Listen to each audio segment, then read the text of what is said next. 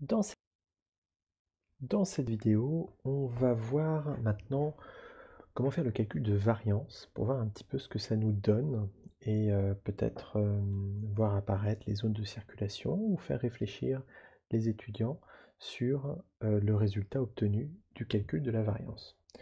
Donc, ce qu'il faudrait, c'est avoir au moins montré aux étudiants peut-être la présentation précédente sur le trafic de voitures pour qu'ils voient qu'effectivement, quand on fait la variance avec les voitures, eh bien, on voit euh, les, euh, les zones de circulation apparaître. Et se dire qu'ici, eh bien, on devrait voir aussi les zones de circulation apparaître des piétons et des voitures dans le quartier de Shibuya, et que les éléments fixes devraient, eux, disparaître. Alors, pour commencer, on va déjà copier le fichier moyenne, comme tout à l'heure. On va le recoller, donc pour le dupliquer, et on appellera le fichier obtenu variance. La première chose à faire ici pour la variance, c'est de se débarrasser de la couleur. En effet, la variance, on ne va pas vouloir une variance par canal couleur, ce sera très difficile à interpréter. Donc ce que l'on va dire à chaque fois que l'on récupère une image de la vidéo, c'est qu'on transformera cette image en noir et blanc. Donc pour faire ça, dès qu'on appelle la fonction read, on appellera derrière la fonction cv2.convertColor qui dira que l'on souhaite convertir l'image du format BGR, du format BGR, donc on met color underscore BGR pour dire que c'est une image couleur sous format bleu, vert, rouge, vers niveau de gris. Donc ça nous génère une nouvelle image qui écrasera l'image existante. On récupère cette ligne et on va pouvoir la mettre aussi ici, à l'autre endroit où on fait notre vk.read, ou alors en fait juste ici au début de notre boucle. Donc une fois qu'on fait le read, on s'assure dans la boucle que la lecture s'est faite avec succès, et à ce moment-là on convertit l'image en BGR. Alors non, effectivement, on ne peut... Si, on peut faire ça, il suffira simplement d'effacer ce que l'on a mis ici. Voilà.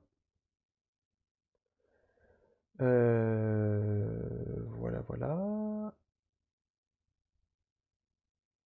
Ah oui, non, ça va. Ouais. Oui. Ok, très bien. Donc on va rester comme ça.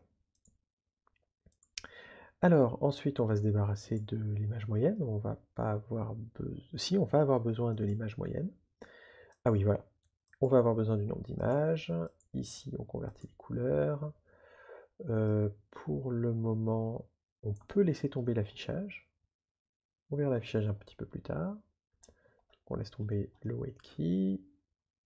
On laisse ça ici. Et voilà. Ensuite, à la fin, on va garder ça pour le moment. Et maintenant, on va s'interroger. Alors, comment calculer la variance? Alors, normalement, le calcul de variance se fait de deux façons différentes. Je vais passer ici sur... Hop, je vais juste afficher l'écran d'ici.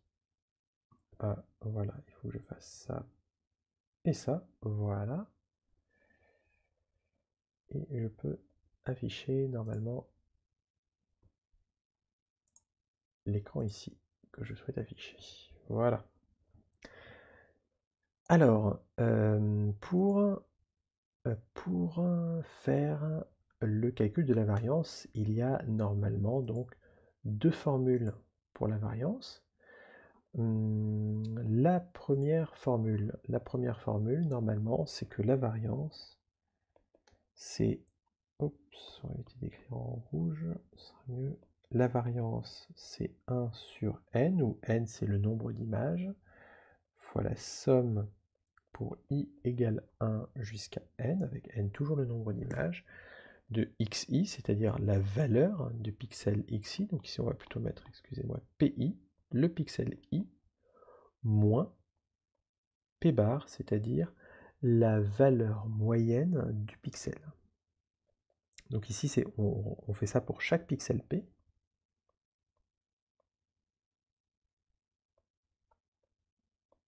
Pour chaque pixel P, qu'est-ce qu'on fait? On fait cette opération et on soustrait à la valeur, la IM valeur du pixel P, la IM valeur du pixel P, on lui soustrait la valeur moyenne du pixel P. Alors ça, c'est une première expression de la variance, mais il y en a une autre aussi, qui est la suivante. V égale 1 sur n somme, je ne sais pas ce qui s'est passé ici, pour I, alors là je fais aussi des bêtises, 1 sur n somme pour I égale 1 à n, de PI au carré, moins P bar au carré. Alors cette formule paraît un petit peu plus compliquée, puisque déjà il y a peut-être un petit peu plus de symboles et des parenthèses en plus, et un symbole carré en plus, mais en fait, elle va être plus simple à implémenter. Alors pourquoi? Parce que cette formule en haut requiert, pour calculer la variance, d'avoir calculé ce fameux P bar, c'est-à-dire la moyenne de chaque pixel. Donc ça veut dire qu'il va falloir faire défiler une première fois la vidéo pour faire le calcul de la moyenne de tous les pixels de la vidéo, et ensuite rembobiner la vidéo, et ensuite faire ce calcul de variance sur chacun des pixels. Donc on se retrouve à parcourir la vidéo entièrement 2 fois. Alors qu'avec cette formule, tout se fait en même temps. En fait, on va calculer d'un côté ce P chapeau, qui est la moyenne donc des pixels. Ça, c'est un code que l'on a déjà, le calcul de la moyenne.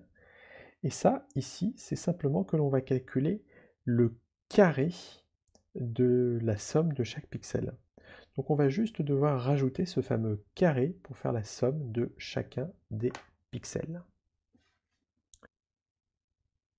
Dans notre code, on va donc calculer, en plus de l'image moyenne, cette fameuse image qui fait la somme des carrés des pixels à chaque étape. Donc on l'appellera image carré. Cette image carrée sera donc égale à elle-même, à laquelle on additionnera le carré avec numpy² de l'image. Cette image carrée doit s'initialiser de la même façon que l'image moyenne, c'est-à-dire de la même taille que l'image sur des entiers non signés 64 bits, puisqu'on va additionner dessus des grandes valeurs, et on a notre image carrée. Oups. Voilà. Donc on fait notre calcul d'image moyenne, et on fait notre calcul aussi d'image carrée. On a bien ici tout ce qu'il faut. Alors non, on n'a pas exactement tout ce qu'il faut. On a un problème avec image.shape, puisque image.shape ici va valoir 720 par 1280 par 3, alors que l'image est convertie en noir et blanc. Voilà pourquoi la conversion en fait doit se faire ici, pour que ensuite image.shape qu'on utilise ici ait la bonne taille. Et ce qui veut dire que ici, il faut penser aussi à faire la conversion une fois l'image lue. Mais on ne peut faire la conversion que si la lecture s'est faite avec succès. Sinon, on n'aura pas d'image et la conversion va planter sur la toute dernière itération de notre boucle while, ce qui fera planter notre programme. Donc voilà pour la conversion en noir et blanc. On a donc notre image moyenne et notre image carrée qui se calculent. Et à la fin, on obtient donc ici l'image moyenne, comme avant, et on va obtenir l'image de variance, qu'on appellera image var, comme étant égale, d'après la formule que l'on a vue, à l'image carrée, donc la somme des carrés divisé par le nombre d'images, moins l'image moyenne au carré, moins l'image moyenne au carré.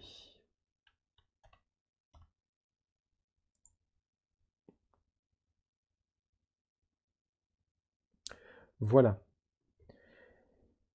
À la fin, on va pouvoir donc, on s'en fiche d'afficher le nombre d'images, on va afficher le résultat de l'image de variance, et ce sera tout.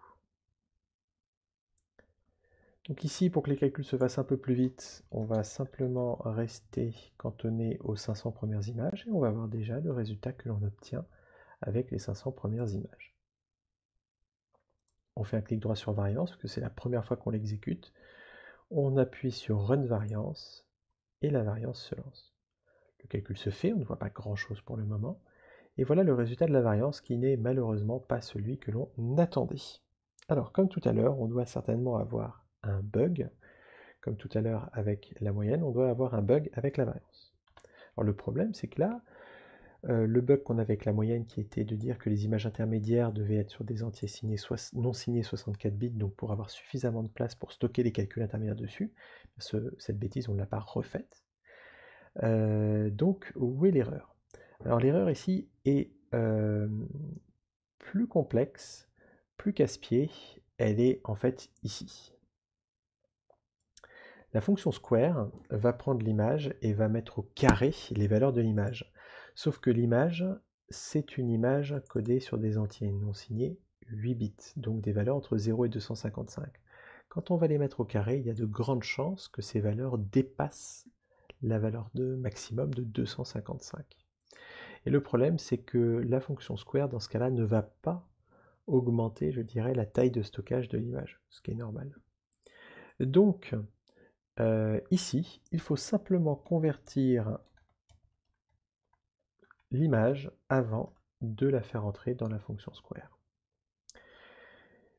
Une fois qu'on a fait ça, la variance devrait fonctionner. Donc on relance la variance, on attend, et on a toujours un petit bug. Alors cette fois-ci, où se situe le bug? Le bug que l'on a se situe en fait simplement au niveau de l'affichage. En effet, l'image de variance n'est plus forcément une image entre 0 et 255, et la convertir brutalement comme ça en une image entre 0 et 255 ne fonctionnera pas. Il faut d'abord réduire ces valeurs entre 0 et 255. Donc pour faire ça, on va simplement la mettre à l'échelle, si l'on veut. On va diviser toutes ces valeurs par la valeur maximum de l'image de variance, pour que maintenant sa valeur maximum soit 1, puis on multipliera l'image de variance par 255 pour que sa valeur maximum soit 255. Donc autrement dit, on va multiplier l'image de variance par 255 et on va la diviser par np.max de l'image de variance. Donc en divisant l'image de variance par son maximum, on obtient une image dont la valeur maximum est ramenée à 1, et en multipliant par 255, on obtient une image dont la valeur maximum est ramenée à 255. On peut maintenant relancer le calcul en faisant un clic droit sur variance,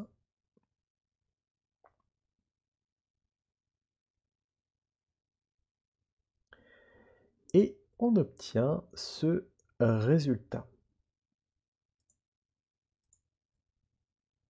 Alors ce résultat, je vais le remettre, j'aurais pas dû l'enlever. Ce résultat, le voici. Ce résultat ressemble en tout cas à notre image de départ. Donc ce que l'on va faire maintenant, c'est que l'on va demander à calculer le résultat sur toutes les images de la vidéo. Donc on va désactiver cela. Et on va, par exemple, pour que le temps paraisse moins long, demander à afficher le nombre d'images. On relance le calcul.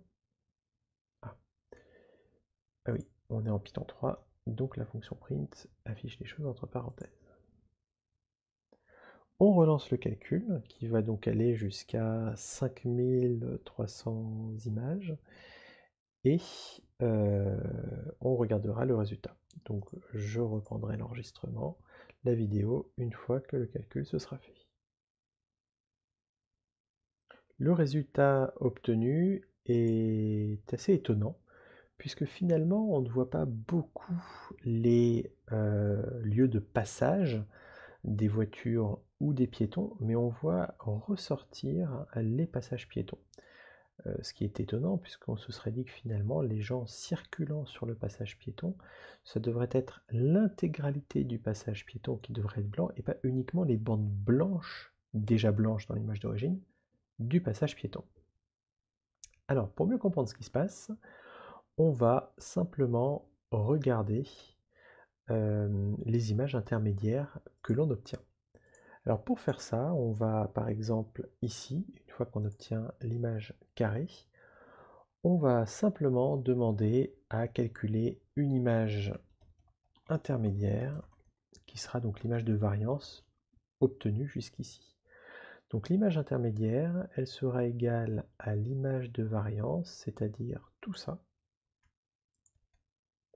l'image carrée divisée par nombre image, moins np² de image moyenne divisé par nombre image.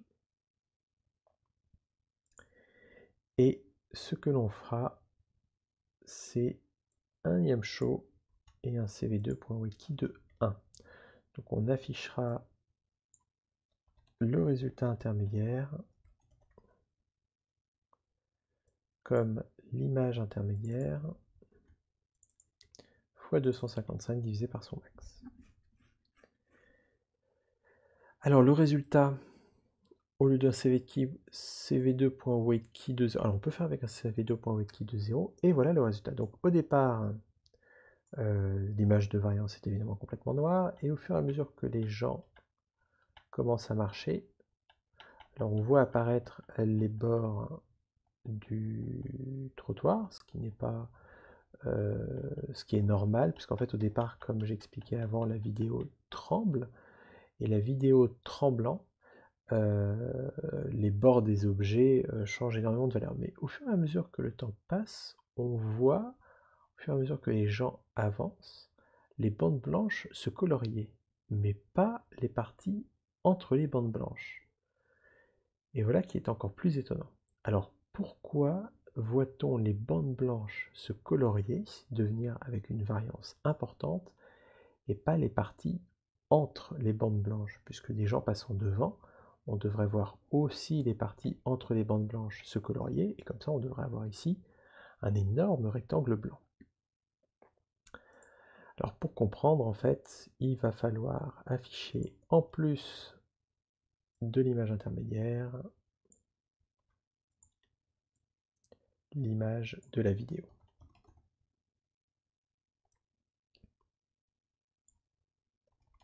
C'est-à-dire image.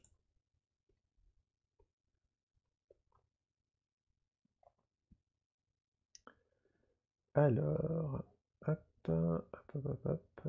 Oh, on peut aussi afficher, oui, on peut faire stop, et on peut faire play de nouveau. Voilà l'image. Et voilà l'image intermédiaire qui se colorie au fur et à mesure. Donc on appuie sur Entrée, on voit qu'au fur et à mesure que les gens avancent, ce sont les bandes blanches qui se colorient, mais non pas les bandes grises. Pourquoi donc? Eh bien, cela est dû au fait que finalement, quand on regarde la foule qui se déplace, une majorité de personnes portent des vêtements plutôt foncés. La tête, les cheveux sont foncés, les pantalons sont plutôt foncés, les chemises sont grises ou foncées. Qu'est-ce que ça veut dire? Ça veut dire au final que ces vêtements plutôt foncés vont énormément contraster avec les bandes blanches du passage piéton. C'est pour ça que on voit une variance importante apparaître sur les bandes blanches, puisque finalement leur valeur change beaucoup. Mais ça ne va pas beaucoup influencer sur la valeur goudron de la route. Si l'on regarde bien, finalement, quand les gens circulent sur la valeur goudron, eh bien la couleur de leurs vêtements, comme par exemple ici, se confond presque avec la valeur de la route. Et voilà pourquoi ce sont les bandes blanches qui ressortent et pas les valeurs goudron.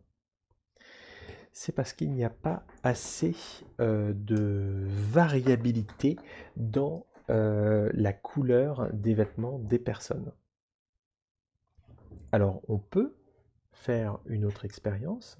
Donc finalement là, on pourra faire tourner ce code sur l'intégralité de l'image. Comme on a vu tout à l'heure, on ne va pas voir apparaître les zones de circulation. On voit les passages piétons apparaître, puisque finalement ce sont eux qui sont le plus contrastés par le passage des gens.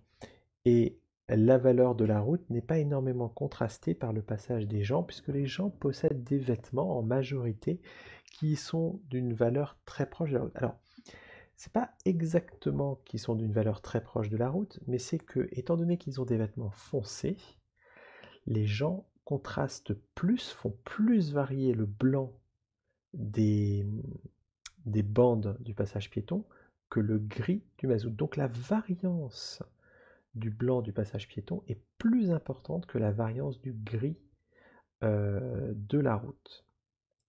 Alors pour régler ce problème, hop, on va couper ça. Pour régler ce problème, ce que l'on peut faire, c'est agir à ce niveau-là lors de la division par, voilà, par le maximum. En fait, il va falloir seuiller l'image avant de diviser par son maximum. Ce que je veux dire par seuiller, c'est qu'il va falloir dire que finalement, la variance des bandes blanches est beaucoup trop élevée et quand on met l'image à l'échelle pour tout afficher, c'est elle qui apparaît le plus blanc et les, les cheminements des gens qui ont quand même un impact sur la variance disparaissent au profit de ces bandes blanches. Or, on ne souhaite pas que ça disparaisse, ces cheminements individuels. Donc ce que l'on va faire, c'est que l'on va dire que à partir d'une certaine valeur de variance, on ne comptera plus une variance au-delà et on restera à une valeur limite qu'on ne dépassera pas. Ce qui fait qu'ainsi, la variance des bandes blanches ne va pas s'envoler et lors de l'affichage, elle ne va pas faire s'écraser ou disparaître la variance des trajets des personnes. Alors, comment faire ça? C'est pas très compliqué. On va d'abord récupérer la valeur max de l'image intermédiaire. Voilà. On va la récupérer dans une variable m. Et on va dire que dans l'image intermédiaire, tous les pixels qui sont supérieurs à cette valeur m, eh bien tous ces pixels devront être égaux à m. Ce qui fait qu'on va abaisser naturellement. Alors, m finalement ce ne sera pas le max, ce sera par exemple 40% du max. Donc finalement on diminue le maximum en disant que tout ce qui dépasse 40% du maximum, on le ramène à ce 40% de maximum. Donc on écrase comme ça, et donc ce qui fait que les bandes blanches vont toujours apparaître très blanches, mais elles ont une intensité moins forte, et ce qui fait que quand on divisera ici par le max de l'image intermédiaire, qui est maintenant plus bas, eh bien, on va faire ressortir les autres éléments clairs de l'image de variance. Donc voyons le résultat. Oui, on reprend. On a l'image de variance ici, on a l'image là, et on commence à faire entrer. Et on voit tout de suite que les éléments sont beaucoup plus clairs, mais les trajets individuels des personnes ressortent. On voit ici les trajets. Par exemple, ici, on voit qu'il y a un trajet d'une personne qui est en train de suivre ce trajet-là. Et elles sont ici, ces personnes, elles sont maintenant à ce niveau-là. On voit, si on continue, des trajets de gens qui suivent le passage piéton à côté. C'est pas très discipliné, ça. Surtout que le passage piéton est quand même assez large, hein. Oui, en plus, quand je me rends compte, c'est un peu la cohue partout. C'est-à-dire qu'il y a des gens qui circulent un peu n'importe où et n'importe comment. En tout cas, on voit maintenant sur l'image de variance, eh bien, les trajets individuels ressortir et on voit que c'est un grand nuage blanc un peu partout. Alors c'est peut-être aussi pour ça que on ne voit pas beaucoup les trajectoires ressortir parce qu'au final, les gens, eh bien, ils circulent un peu n'importe où. pas dans des zones bien concentrées que sont les passages piétons, mais un peu aussi n'importe où. Mais en tout cas, en changeant un petit peu le max et en écrasant, en coupant les valeurs maximum de variance, c'est-à-dire les valeurs de ces bandes piétons, on voit ressortir les trajectoires des personnes. Alors on voit ici beaucoup de trajectoires sur ce passage, sur ce trottoir. Ici, pas beaucoup de variance, ce qui veut dire que les gens attendent. Et ici, de la variance importante, ce qui veut dire que les gens circulent, mais ici aussi de la variance importante. On peut continuer et se faire voir renforcer ces éléments-là. Alors donc ça, cet exercice, il est intéressant parce qu'il va amener les étudiants à s'interroger sur le résultat visuel qu'ils ont et sur peut-être enquêter de pourquoi ils n'ont pas la même chose qu'avec les trafics de voitures. Avec les trafics de voitures, il n'y avait pas des bandes blanches qui pouvaient ressortir plus que la couleur de la route quand les voitures circulaient. Non, les voitures circulaient toujours sur une texture assez uniforme, qui est la texture de la route, et ce qui fait que naturellement, la variance de la route ressortait de façon uniforme un peu partout, et on voyait comme ça les voies de circulation apparaître. On voit toujours ces voies de circulation apparaître aux endroits où la route est uniforme, mais aux endroits où la route n'est pas uniforme, eh bien, l'information disparaît puisque c'est les parties les plus claires de cette partie non uniforme qui vont ressortir plus que les parties foncées. Alors on peut faire un autre exemple en ne prenant pas Shibuya, mais en prenant l'image Shibuya Traffic. Voilà. Et en lançant donc cette image, donc Shibuya Traffic, c'est la même image, si ce n'est que on se concentre là non plus sur les gens qui traversent, mais uniquement sur le trafic des voitures.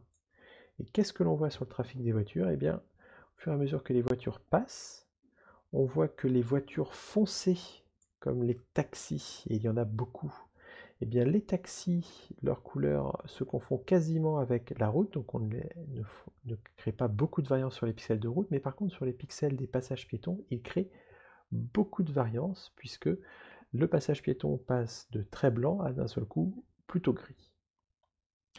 Et voilà pourquoi nous avons toujours ce phénomène de passage piéton qui semble s'éclairer de façon plus forte. C'est simplement les couleurs des voitures qui font que les trajectoires des voitures amplifient les passages piétons dans cette zone-là. Et on voit quand même les zones de circulation de voitures se dessiner de façon bien mieux puisque les voitures circulent ici dans des voies spécifiques, contrairement aux piétons qui faisaient vraiment n'importe quoi. On voit ici ces deux grandes artères de circulation. Ce passage-là qui représente la possibilité de tourner à gauche, puisque au Japon on circule à gauche, et ce passage-là qui représente les gens de l'autre voie qui tournent à gauche. On voit ici une personne qui a dû venir ici et tourner à droite, mais sinon ici et ici la variance est très basse parce que les voitures ne circulent pas encore. Et dès que les voitures se mettent à circuler en haut, on va voir des trajectoires se dessiner dans ces zones-là, suivant les trajectoires des voitures.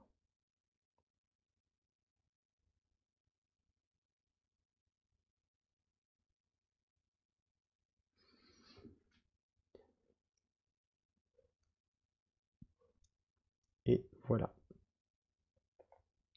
Donc on voit nos trajectoires transversales aux autres apparaître dans notre image. Et toujours ces passages piétons très éclairés à cause du fait que là, en fait, la texture de la route n'est pas homogène, donc la variance ne va pas se comporter de façon homogène. Voilà donc pour ce qui est du calcul de la variance sur l'image. C'est donc un exercice qui amènera les étudiants déjà à s'interroger sur quelle formule de variance utiliser parmi les deux formules disponibles. On voit que la formule la moins populaire, c'est-à-dire celle qui demande d'abord de faire deux calculs en parallèle, est ici la plus pratique puisqu'elle nous évite de rembobiner la vidéo. Puis ensuite, on a quelques pièges d'implémentation sur lesquels il faut attirer l'attention des étudiants pour qu'ils ne se prennent pas trop la tête sur ces histoires de 64 bits, octets, etc.